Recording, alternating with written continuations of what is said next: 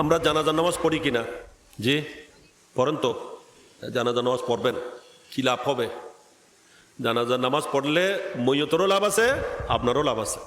আল্লাহর প্যারা মাহবুব দানায়ে গুয়ুব সাল্লাল্লাহু তাবারাকা ওয়া তাআলা আলাইহি ওয়া আলিহি ওয়া সাহবিহি বারাকা ওয়া সাল্লামা ইরশাদ করছেন যে জানাজার নামাজে একজন ইমানদার নরনারীর জানাজার নামাজে হাজির হলো, জানাজা আদায় করলো, তার আমলনামায় 1 কিরাত সওয়াব লিখে দেওয়া হয়। বরকত সুবহানাল্লাহ। আর যে জানাজা শেষে দাফন পর্যন্ত অপেক্ষা করে জিয়ারত করে যাবে, তার আমলনামায় কিরাতাইন 2 কিরাত সওয়াব দেওয়া হবে। বরকত সুবহানাল্লাহ। এখন কিরাত যখন বললেন সাহাবাই কেরাম এটা বুঝতে পারলেন না।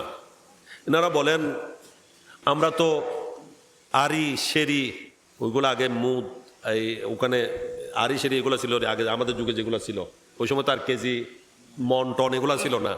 তো সাহাবাই কেরাম বলে পরিমাপ তো অনেক শুনেছি, কিন্তু কিরাত নামের কোনো পরিমাপ তো আমরা শুনি না। এই জন্য নবীর দরবারে আরজ করেছিলেন মাল কিরাত ইয়া রাসূলুল্লাহ। ইয়া রাসূলুল্লাহ কিরাতটা কি? আপনি যে বলছেন জানাজায় পড়লে 1 কিরাত সওয়াব হয়, দাফন পর্যন্ত অপেক্ষা করে জিয়ারত করে গেলে 2 কিরাত সওয়াব হয়, এই কিরাত কি? তখন আল্লাহ নবী বললেন মিসলু জবালে উহুদ, উহুদ পাহাড় সমতুল্য সওয়াবের নাম হচ্ছে 1 কিরাত। বরকত সুবহানাল্লাহ। এটা পাথরের পাহাড়, মদিনা শরীফের 3 দিক ঘেরা। এটা কত বিরাট পাহাড়, আল্লাহ জানে কত হাজার মেট্রিক টন হবে।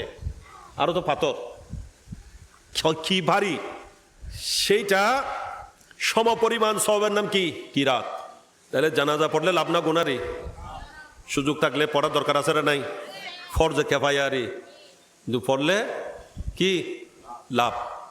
আইনে হতাই লাভ হইব। এটা ফরজে কিফায়া। এটা ফরজে কিফায়া মানে কেউ কেউ যদি আদায় করে তাহলে বাকিদের থেকে জিম্মা থেকে এটা আদায় হয়ে যাবে, অর্থাৎ বাকিরা গুনাহগার হবে না।